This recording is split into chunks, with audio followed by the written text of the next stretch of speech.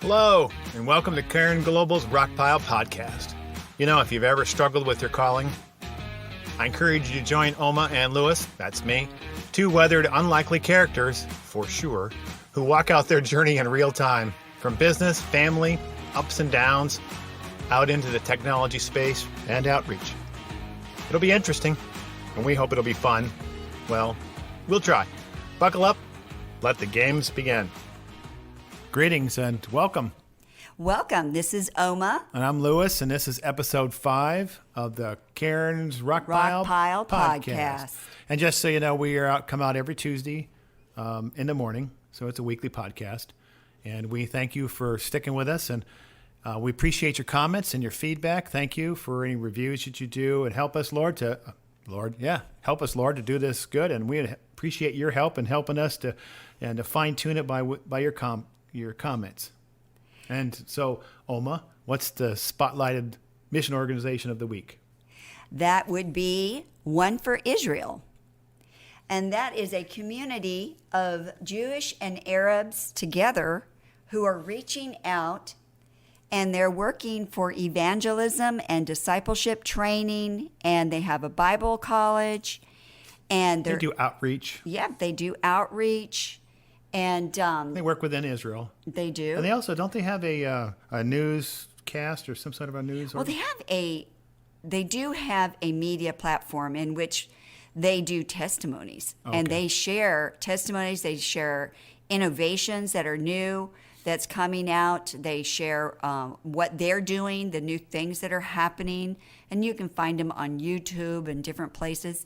And their website is the word F-O-R, Israel.org. And I guess in 1990 they started off as a Bible college, and they've expanded out as a multifaceted ministry in that area, reaching people in Israel of different ethnic groups. Yes, they have. Oh, well, praise God.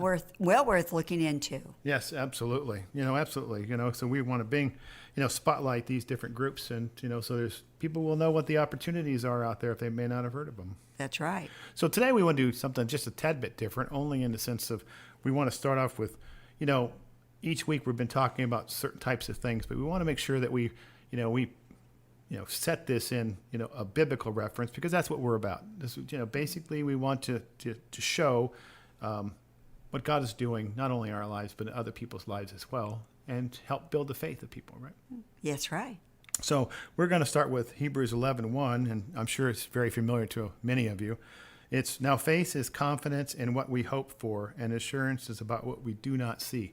And the reason that's important is that if you've listened to the last 4 episodes, the reoccurring theme here is stepping out and, not being afraid to take a step. And let me just kind of give you an example.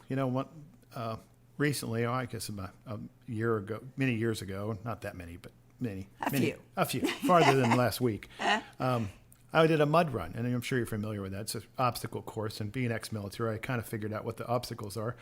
But it's a little more difficult when I'm a lot older than I was when I was in the military. When you were going through training as But one of the last obstacles was an elevated obstacle that had a half wall you had to climb over, and on the other side you had a platform you had to jump off into a water ditch.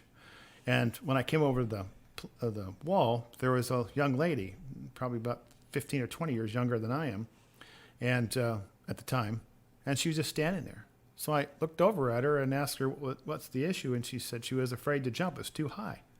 Well, I looked down. It was only like 3 feet from the top of the platform. So I looked at her and I said, well, I sat down on my posterior, and I said, why don't you sit down? So when she sat down, I said, well, how far is it now? And she said, oh, it's not that far. I said, well, yeah, it's a lot different when you're standing up. You're 5 foot something, and you add that extra. So totally different view. Absolutely. View. And then she sat there, and she said, well, I don't know how deep the water is. I said, well, it's got to be deep enough so you don't hurt yourself. So I flipped over, and I scooted down, and I literally dropped into the water. It was basically up to mid-chest. I said, so why don't you do that? And she did exactly what I did, jumped in the water, laughed, and we got out of the water, and she said thank you and squeezed my arm and ran off. I never saw her again. The point is sometimes we are afraid to step out because we see it a certain way, and instead of reframing it, we freeze. Yes, it's easy to do. Yeah. So what Yeah. happened was once she started to look at it differently, that little step that she took to sit down and then to crawl over the thing and get in the water, those 2 steps made that what she thought was impossible possible. Yes. So isn't that what God does in our lives? I mean, isn't that what we should be doing in a sense of stepping out? Isn't that what we're trying to communicate through these, at least these 4, is to just to take a baby step, but like you relayed the other day back to Romania, not everything necessarily is all smooth sails. There are times where things get kind of scary, right? Right. I remember one afternoon, none of us had a interpreter. So we decided we're going to go look at Bucharest and just look around. So we went out. So you're going to just be a sightseer, A sightseer. in the middle of a country that just Yeah. came from communism. Communism. Yeah. We were totally naive. So we did the underground, the subway, and we came up in Victoria Square, and we just started looking around the city. Well, at one point, we saw these beautiful buildings, and we saw, we got to take a picture in front of these. And we did notice it said that they were foreign, Embassies. Embassies. And we took pictures and stood there. And So you were on Embassy Row, basically. yes, I was. So it turns out that evening, my embassy calls me and says, "Oh my gosh, what are you doing taking pictures in front of A couple embassies that this embassy that is not really an ally of the Americans?" So or Canadians for that yeah, matter. yeah. And so that kind of Didn't they say something brought like, the "Are fear, you really that you know, stupid?" Yeah, they did. Yeah, they did. They did. I guess they we were. They huh? definitely rebuked me. But it wasn't long after that they actually called me. Right. And But before that, you got a visit. I did. Well, what happened was, I mean, if you can imagine this, you're sitting there in a place, all by yourself, and a door opens, and people come in, and they show you that they have a weapon, and they walk around, they search place, and then they leave. And you just sit there. Well, that kind of thing is common. And at that time, it's common. It was very common. That's I what had was been reported to us warned. anyway. Yeah, I had been warned earlier that is common, and so things like that really do happen Remember to when people. we were going to that doctor's apartment, and we knocked on the door, and about 5 Oh, people yes, opened their doors and Doña. looked at it? Yes, we went to a doctor named Doña, and she was a pediatrician, and we had gone up to see her, and when we knocked on her door, about 7 or 8 other doors on that same floor all opened their door, just a crack, just a crack, just to see who it is. And I mentioned it when we came inside, of her place, and she goes, "Oh, that's just completely normal. Everybody does that because everybody wants to know what's going on because it affects all of us." Right? Yeah, because Yeah. if this special police shows up, they want to know too. Exactly. Yeah. And so later, my embassy calls, and This is at night. This is at night, right? Not Wakes just- me up. not no, like- yeah. And this is not regular telephone system like an American would be used to back in the '90s. This was a telephone system. They completely controlled it. Right. And so the phone rang. I think actually another person answered and then woke me up and said, "Hey, it's for you. It's your embassy, It's not your ours." Yes, your embassy. It's not the Canadian embassy."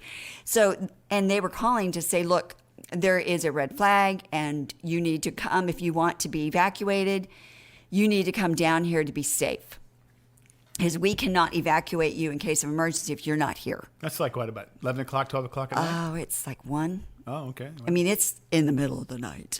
So I get dressed, I take off, and of course it's pitch black. Yeah, and you walk all the way to the subway. I walk all the way it's not like they got to the taxi underground. cabs Right. outside. No, there's nothing. So I went through the subway. There was one person who went the opposite way as soon as they saw me, took off. Well, they knew you're a foreigner. They didn't yeah, want to get yeah, arrested. they didn't want anywhere near some weird foreigner with blonde hair, right? So I go through the subway, get up to Victoria Square. I cross over in front of the Hotel International over to my embassy. And I spent basically the night there in the embassy. And I got to know a lot of people. And so that really pays off later, because I got to know people so that when I really needed it, I was able to go back to the embassy, have a meeting so that I could exchange clothing. And I was able to get that done. That was later on. So it was a nice way that God provided, orchestrated. In He that totally sense. protected me. Yeah. He protected me getting there. Protected me all night long. Never did have to evacuate. Those some upper crust, whoever they were, because I heard the helicopter, but we were not. No. And everything calmed back down. They said, okay, you can go home. Go back to wherever you were. I went back to where we were, and another day started. I mean, so that was it. So the emphasis here is when we're out doing things that we believe God has called us to do, that not necessarily means that trouble won't be there around us or people won't cause trouble, but we know that God is in the middle of it.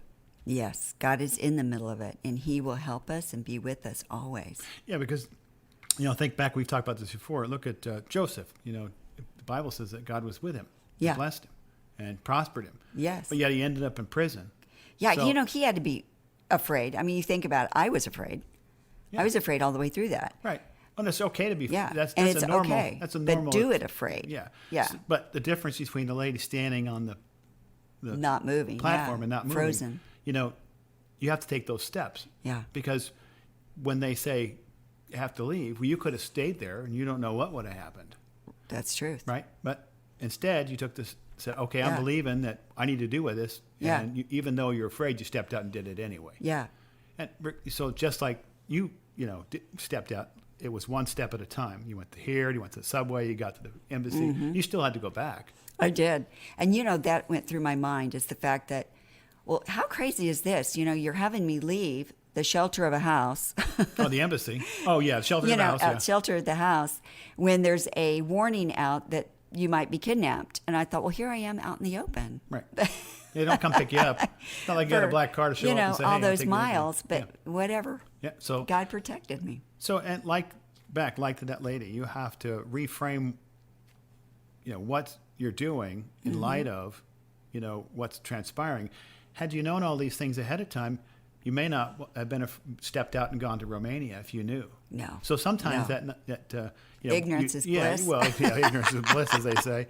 But each step, you learn to trust, right? That's right. Right. So we know that, if we're stepping out in small steps, we're not saying we didn't go from, we're going to go to Romania to we should show up the next day. Each time, and we've talked about this in the last 3-4 Being faithful. episodes. Mm-hmm. We just be faithful and do one thing, the next thing, the next thing. Yeah. And God keeps leading, even though dangerous stuff or scary stuff happens. The faith part is believing that God got you there.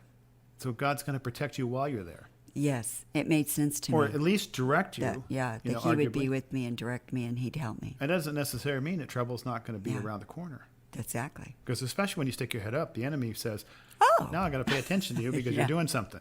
Exactly. Right. Before, when you're not doing anything, you're not a passive, threat. what threat are yeah. you? Yeah. You're stepping out and, doing what you believe God has called you to do, Right. like what you did with going to the embassy and with the story you related to about the police or group showing up. Mm-hmm. They themselves were, I remember you telling me that you just sat there and they just looked at you and they searched the place and then they left and just looked at you. Yeah. And you didn't pretty do anything. much. No. No. Well, it's because you're Frozen. afraid. But that's okay. That was Yeah. the wise thing to do. Yeah. Right? Stand there, keep your hands on the chair Where they can arms, see 'em? and don't move. Right. Because if you'd have done anything different, started causing trouble, you might find yourself in bigger trouble.